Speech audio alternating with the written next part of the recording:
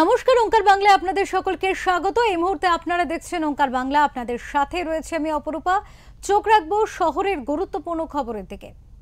কাঁথি শহরের বুকে নিঃসঙ্গ কাঠামো নিয়ে আজও দাঁড়িয়ে রয়েছে শ্রীরূপা সিনেমা হল।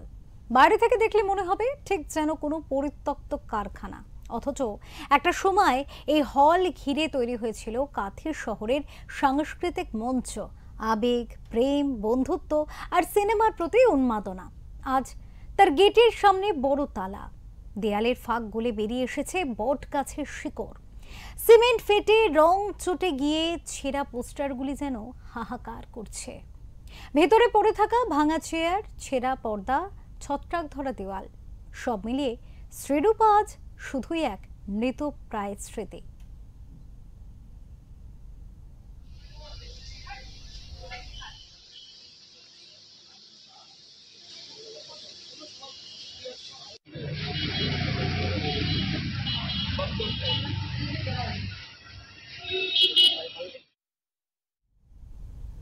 এই শ্রীরূপা সিনেমা হলে একদিন সকাল থেকে লাইন পড়তো টিকিটের জন্য। নতুন বাংলা ছবি, হিন্দি ব্লকবাস্টার, কখনো দক্ষিণী মারদাঙ্গা অ্যাকশন, সব ছবি নিয়ে উত্তেজনা থাকতো দর্শকদের মধ্যে। কিন্তু এখন টিকিট কাউন্টারে শাটার নামানো। সেই কাউন্টার যেখানে হাত বাড়িয়ে টিকিট নিতেন এক হিসাব রক্ষক, টাকা নিতেন এবং টিকিট দিতেন, আজ তিনি নিজেই স্মৃতির ভারে নুয়ে পড়েছেন। শ্রীরূপার প্রাক্তন হিসাবরক্ষক গৌরীশঙ্কর পাত্র তিনি বলেন, একটা সময় ছিল যখন দিনের একটাও শো ফাঁকা যেত না। এখন সেই হল বন্ধ। এই ভেবে বুকের ভেতরটা খালি হয়ে যায়।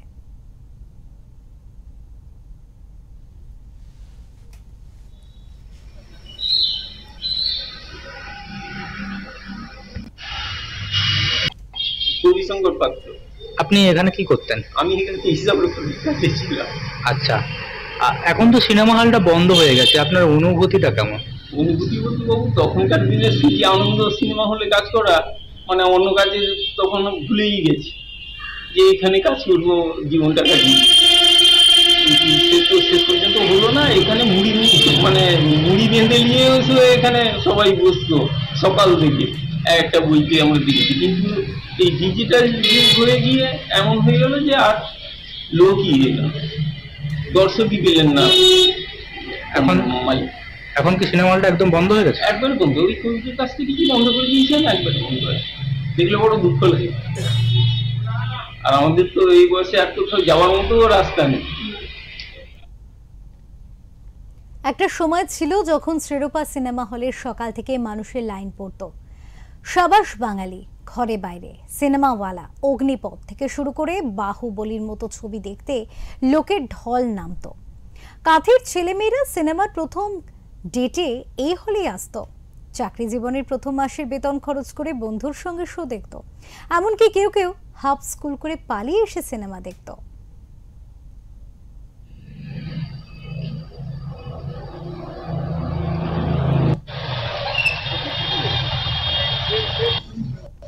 কত বয়স থেকে? 80 সাল থেকে বলতেছি, 80 সালে 1980। এখন যে সিনেমা হলটা বন্ধ, কতটা খারাপ লাগে? লাগবে না? একটা সংসার বন্ধ থাকলে মন খারাপ হবে না?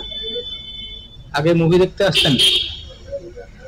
বাচ্চাকালে আসতাম। এখানে দোকানদার, আমি আর কি দেখবো, সবসময় তো সিনেমাই দেখছি। সিনেমা হলে আছি মানে সিনেমাই দেখছি। আচ্ছা, সিনেমা হলটা বন্ধ হয়ে যাওয়ার কারণ কি? মানে এখনকার মানুষ বাড়িতে টিভি দেখার জন্য কি বন্ধ হয়ে গেল বেশিরভাগটা? তাহলেও দেখার জন্য আগ্রহ আছে। শহরের মধ্যে একটা চলচ্চিত্র উৎসব না থাকলে হয় না। একটা চলচ্চিত্র থাকা তো উচিত। এবং কারণ মালিক চালায়নি, সেটা তার মালিকের ব্যাপার, পার্সোনাল। কোথাও কি এখন লোক একটু কম হওয়ার জন্য মানুষ এখন বই দেখার জন্য আগ্রহ করছে লোকে? হ্যাঁ, কিছু জনের আগ্রহ থাকলেও কিছু জন এখন এই যে বই, মোবাইলে মুভি দেখে নিচ্ছে, সেই কারণেও কি অনেকটা আঘাত করছে? একটা পর্দাতে ছবি দেখার, একটা ছোট্ট মোবাইলে ছবি দেখা, তার মধ্যে ডিফারেন্স নেই। কিন্তু সেই কোলাহলকে আজ গ্রাস করেছে ডিজিটাল যুগ। এখন মোবাইলে সিনেমা, টিভিতে সিনেমা, হাতে ওটিটি অ্যাপ। আর সেই কারণে একে একে বন্ধ হচ্ছে শহরের সকল সিনেমা হল। স্থানীয় দোকানদার রণজিৎ জানা তিনি বলেন, এই সিনেমা হলটা সংসারের মতো ছিল। প্রতিদিন কত লোক আসতো। আমিও 1980 সাল থেকে এখানে সিনেমা দেখেছি। এখন চারপাশটা ফাঁকা লাগে, খুব কষ্ট হয়।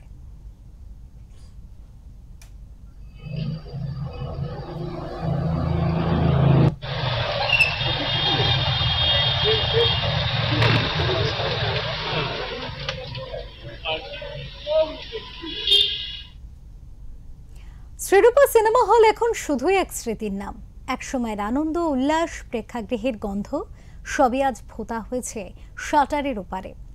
সিনেমা হলে সিনেমা দেখার যে রীতি, সেটা এখন প্রায় ইতিহাস। আমাদের ভবিষ্যৎ প্রজন্ম জানবেই না হয়তো বন্ধুদের সঙ্গে হলের বাইরে দাঁড়িয়ে পোস্টার দেখা, টিকিটের লাইনে চিৎকার, ইন্টারভ্যালে সামোসা খাওয়া। কেমন ছিল এসব? শ্রীরূপা আর কখনো খুলবে না, কারণ এই সময়টাই বদলে গিয়েছে। এখনকার দর্শক আর সিনেমা হলের দর্শক না। তাই সিনেমা হল নয়, শুধুই পাতায় রয়ে যাবে শ্রীরূপার পরিচয়।